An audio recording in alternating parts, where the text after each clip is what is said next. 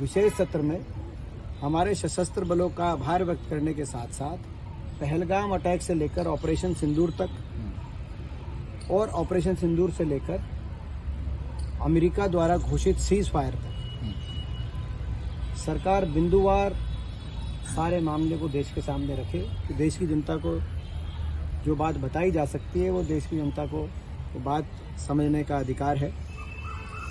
कोई सिक्योरिटी से संबंधी कोई बात है वो सरकार अगर देश की जनता तक नहीं भी साझा कर पाए तो वो भी स्वीकार्य है, उसमें भी कोई आपत्ति नहीं है।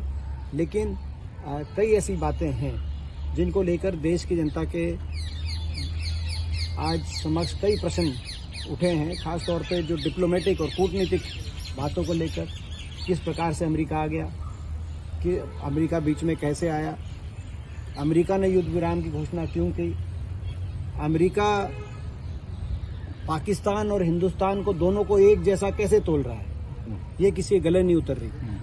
विश्व समेत, भारत समेत पूरा विश्व आज इस बात से स्तब्ध है कि अमेरिका ने पाकिस्तान और हिंदुस्तान को एक समान कैसे तोला, क्योंकि पाकिस्तान तो हमेशा आतंकवाद को संरक्षण देता है, पोषित करता है, और हिंदुस्तान आतंकवाद से जूझ रहा है, लड़ाई लड़ रहा है, संघर्ष कर रहा है, आतंकवाद को समाप्त करने की लड़ाई लड़ रहा है। तो ऐसे में दोनों को एक समान तोलते हुए अमेरिकी राष्ट्रपति ट्रंप ने कहा कि दोनों के साथ हम व्यापार बढ़ाएंगे। व्यापार कहाँ से आ गया? क्योंकि प्रश्न तो आतंकवाद पे वार का था, व्यापार का प्रश्न नहीं था। तो व्यापार की बात उन्होंने करी, कश्मीर की बात करी। कश्मीर का मुद्दा था ही नहीं, कश्मीर तो हमारा है।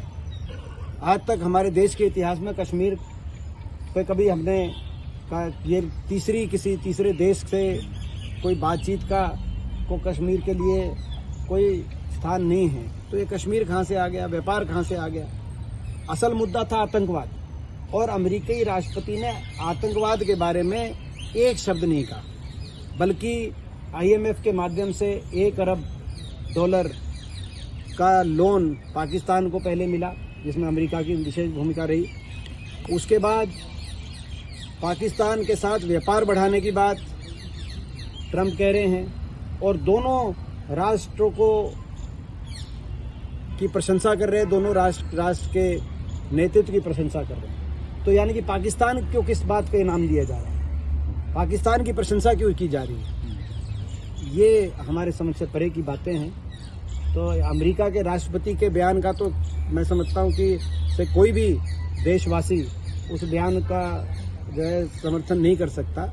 लेकिन प्रश्न उठे हैं और इन प्रश्नों पे भी देश की जनता के समक्ष एक चर्चा हो, विशेष सत्र बुलाया जाए संसद का, ऐसी हमारी मांग। Thank you sir. सर, जिस तरीके से ऑपरेशन सिंदूर रहा और भारतीय जनता पार्टी भी आज तिरंगा यात्रा जो है अलग अलग जो प्रदेश है वहाँ पे निकाले, किस तरीके से? देखिए, सर्वप्रथम तो हमें जिस तरह से ऑपरेशन सिंदूर में हमारे सशस्त्र बलों ने जो भूमिका निभाई उस पर गर्व है, पूरे देश को गर्व है।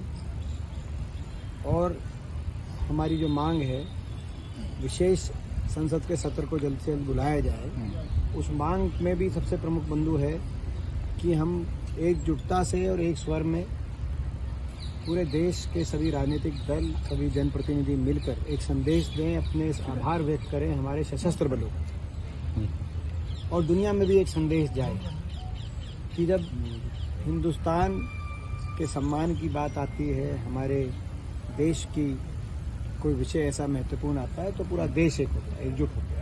तो ये एक महत्वपूर्ण बात है, और इसीलिए विशेष सत्र बुलाने की मांग हमने कर रखी है, और हम उस मांग को दोबारा दोहराते हैं। उसके साथ साथ विशेष सत्र में, क्योंकि अब युद्ध विराम की घोषणा अमेरिका द्वारा की गई थी